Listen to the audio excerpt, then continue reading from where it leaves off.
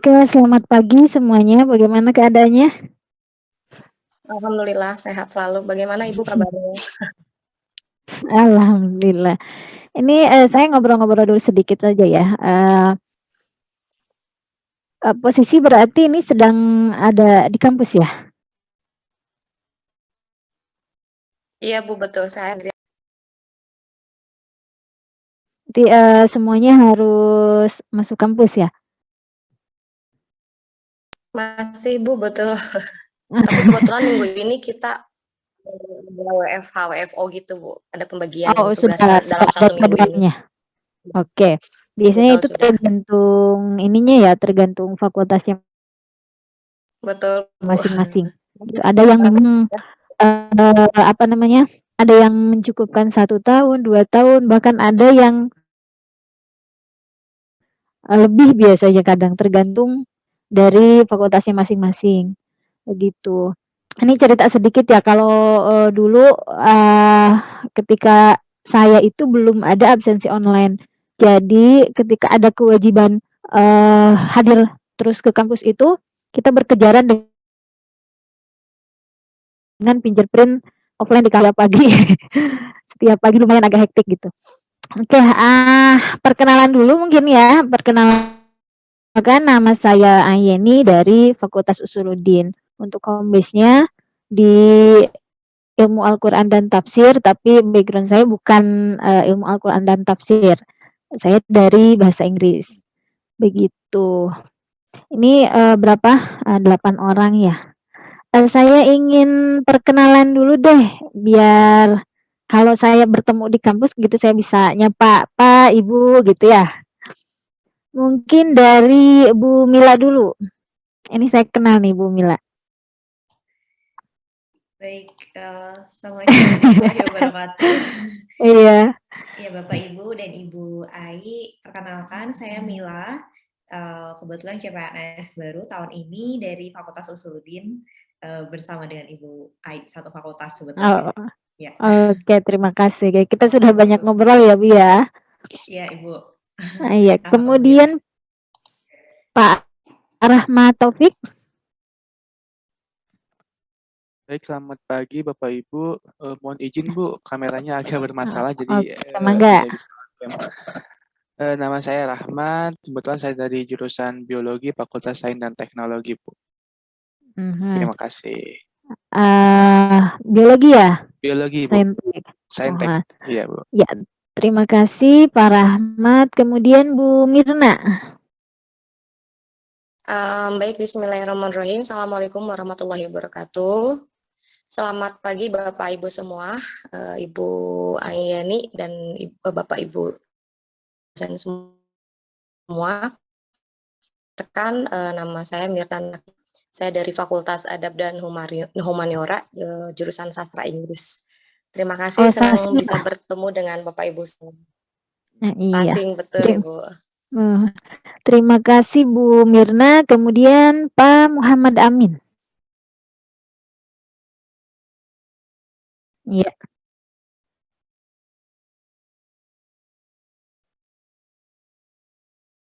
Oh, pengacara berarti nih Pak ya?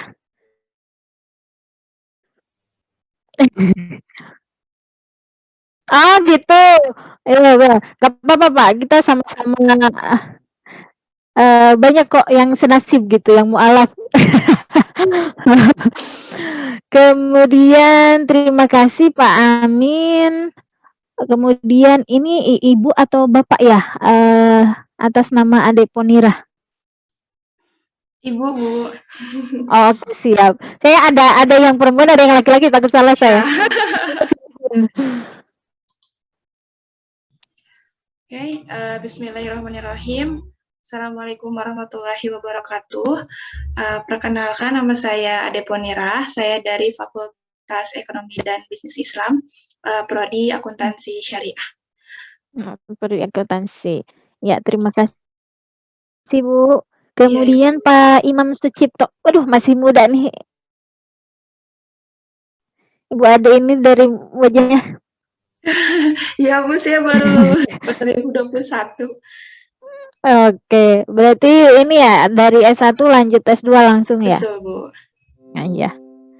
Terima kasih Bu Ade. Kemudian Pak Imam Cipto. Halo? Oke, ke Pak Ahmad Maulahadi dulu. Pak Ahmad ada? Ya Bu, ada Bu. Mangga, silakan Pak. Ya. Assalamualaikum warahmatullahi wabarakatuh. Waalaikumsalam warahmatullahi wabarakatuh. Perkenalkan, nama saya Ahmad Maulahadi. Saya dari Fakultas Syariah dan Hukum, Prodi Ilmu Hukum. Hanya saja sedang ditugaskan di Prodi Hukum Keluarga Ahwal Usasiyah. Oh, kalau backgroundnya sesuai nggak Pak? Atau sama mualaf juga? Hukum tapi tidak jauh beda sepertinya Bu, kalau dengan hukum keluarga masih ada hukumnya. Oh iya, masih ada irisannya ya. Terima kasih Pak Ahmad. Kemudian Bu Amal. Bu Amalia Dwi Utami. Iya, halo. Saya Amalia, dipanggilnya Amal. Formasinya dosen bahasa Inggris, tapi sekarang penempatannya di Fakultas Syariah dan Hukum. Oke. Terima kasih Bu Amal. Saya sempat mendengar tuh Bu Amal tuh dari Bu Mila. Sama-sama backgroundnya bahasa Inggris, cuman ditempatkan di fakultas yang lain gitu ya. Terima Iya, kasih betul. Bu Amal. Sama. Ya, ini untuk pertemuan keempat ini itu terkait etika publikasi ya, etika publikasi, plagiarisme dan paraphrase. Sebentar saya izin share screen.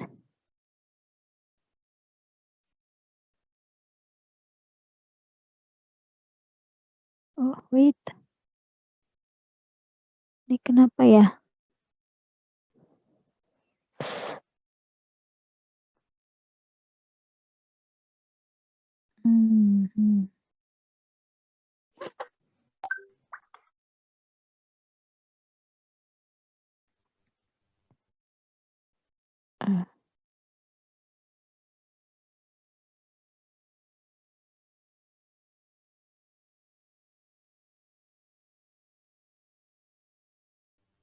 Saya tidak bisa ya.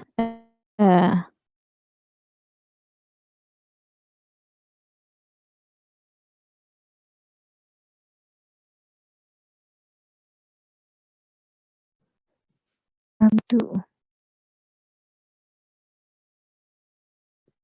Ini, oke.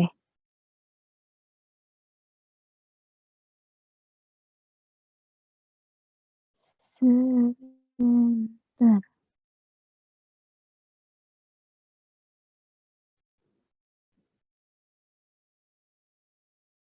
Apanya ya?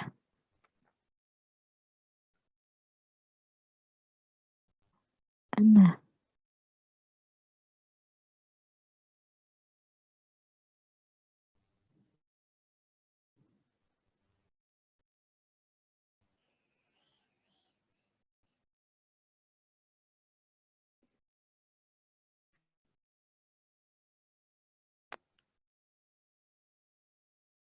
Ini mohon maaf ada gangguan. Biasanya saya menggunakan Chrome, tapi kemudian dari kemarin ada kendala. Saya baru menggunakan Mozilla, jadi masih meraba-raba ini. Sistemnya lumayan agak beda. Oke, sambil menunggu.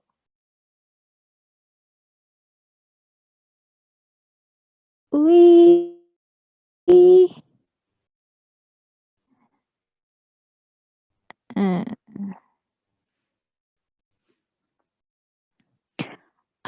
Terkait etika publikasi, plagiarisme dan paraphrase di pertemuan keempat itunya di luar dari konten ataupun isi artikel nyata. Nah, ini sebetulnya tapi memang amat sangat penting. Jangan sampai misalnya apa yang sudah kita perjuangkan, apa yang sudah kita tulis itu ditolak oleh editor karena melakukan beberapa pelanggaran. Apakah nampak Bapak Ibu? Waduh, lumayan nih. Jelas Bu, cuman agak terlambat tuh ya. Nah iya. Oke, begini, layaknya kajian keilmuan yang lainnya, ada kode etik tertentu. Nah, begitu pula dengan etika publikasi. Wait. Begitu juga dengan etika publikasi. Nah, dan sebetulnya dari apa namanya kode etik data itu merujuk kepada pedoman yang dikeluarkan oleh Kemenristek-Dikti ya. Sebetulnya ada beberapa perubahan. Yang pertama itu pada tahun berapa? 2017 salah itu tentang hanya tentang plagiarisme di perguruan tinggi. Nah, kemudian karena memang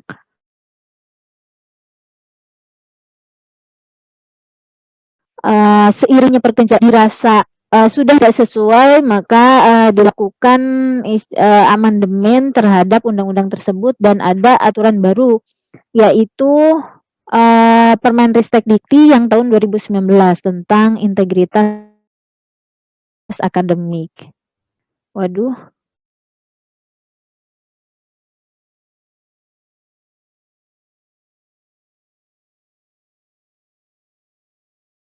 Ini lumayan. Oke, sambil nunggu ini dulu, mungkin Bapak Ibu boleh sharing terkait pengalaman bagaimana mensubmit artikel, kemudian apa namanya, barangkali ada cerita-cerita dari dosen senior yang kena reject atau ada pelanggaran-pelanggaran terkait etika publikasi ini. Enggak, silakan.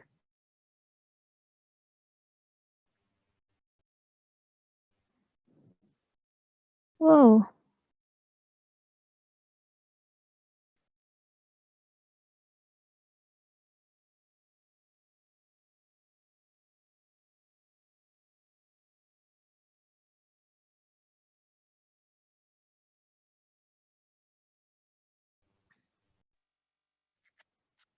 Halo Bu, saya mau nanya sih sebenarnya. Iya. Iya, iya. Jadi Gimana? untuk tiap sesi ini kan ada tugas hands-on-nya. Nah, Iya. yang pas bagian introduction itu saya coba cek pakai Turnitin, terus Iya. terdeteksinya plagiarismenya 30% lebih. Pas saya cek ternyata karena tulisannya plagiatnya pas kan ada indikasinya kan itu dari mana sumber aslinya. Ternyata universitas sumber aslinya itu sama dengan kampus saya. Sorry. Karena dulu emang ini tuh rencananya dibuat dari artikelnya dibuat dari tugas saya pas kuliah gitu. Jadi tugas saya pas kuliah, saya jadiin artikel ini. Makanya terindikasi sebagai plagiarisme karena kayak typingnya kayak wordingnya sama. Nah, kalau misalnya nanti pas Sama kita gitu. submit, ya pas kita submit ke jurnal gitu, apakah saya harus ngejelasin dulu background-nya atau gimana ya baiknya?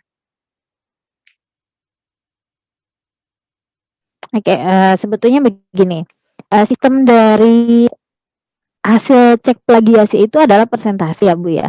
Ketika misalnya ketika kita kemarin hands on itu kan otomatis tulisannya sedikit. Nah, ketika tulisannya sedikit, kemudian yang kenanya itu banyak, otomatis ya kenanya persentasinya banyak tulisannya. Akan beda kasusnya ketika misalnya kita sudah full menyelesaikan keseluruhan artikel. Nah, itu ketika kita sudah full menyelesaikan keseluruhan artikel, persentase itu bisa berkurang. Gitu.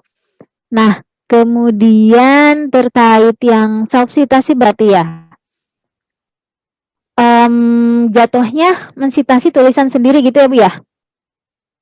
Iya, tapi dulu itu cuman tugas kuliah aja, tugas semesteran Nah. aja yang nggak di-publish sebenarnya. Itu di-publish atau enggak, Bu, ya? Nggak di-publish, Iya. cuman tugas semester aja. Nah, itu setahu saya ya, kalau misalnya yang nggak di-publish itu tidak akan terdeteksi sebetulnya. Kemungkinan besar kalaupun misalnya Ibu nggak publish di temannya, bisa jadi juga dosen yang bersangkutan. Karena memang pencariannya dari yang, diterbitkan, begitu. Kemudian sebetulnya kalau, apa namanya ya, citasi itu bisa apa namanya ya, dikurangi. Kan ada tuh dari mana-mananya, itu bisa di-exclude.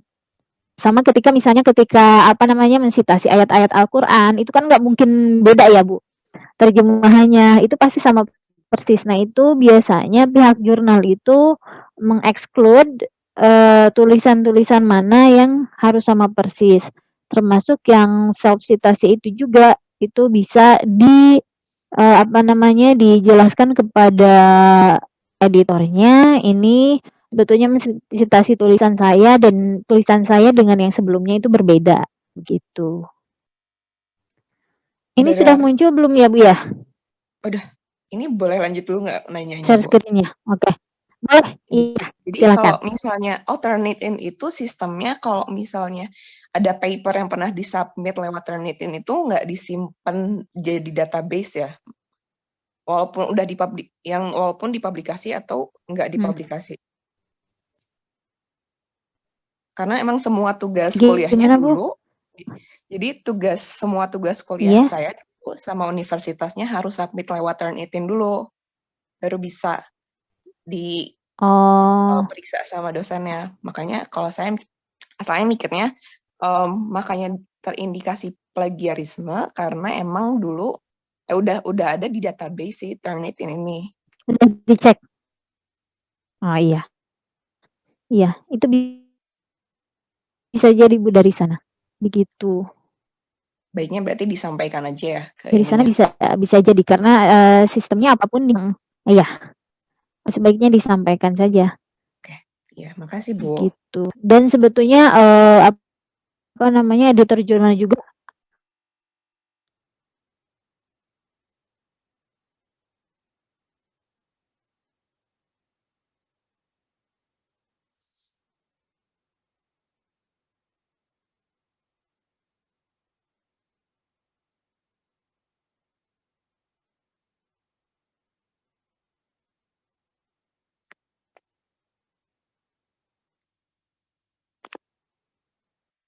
akan menerima ketika misalnya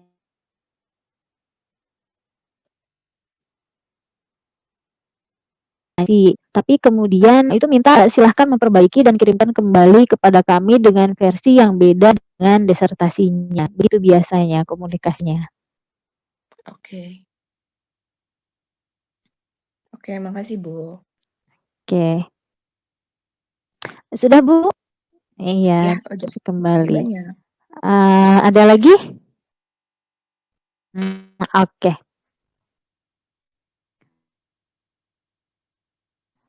Mhm.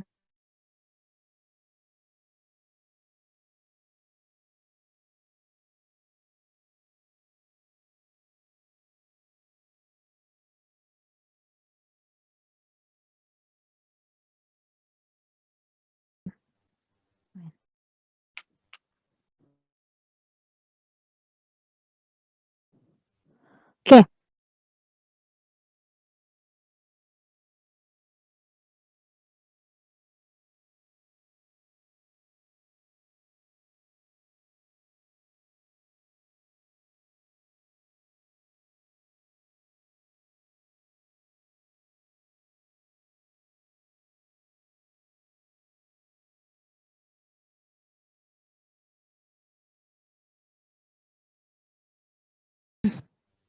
Kemudian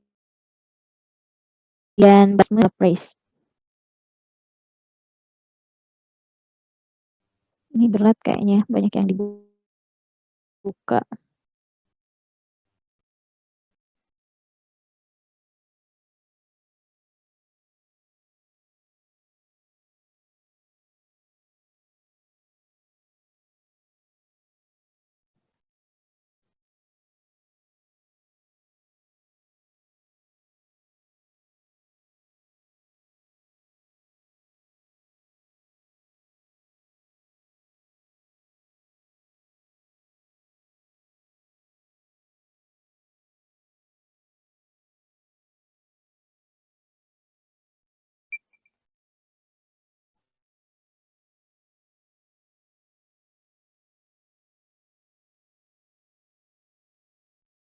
Bentar.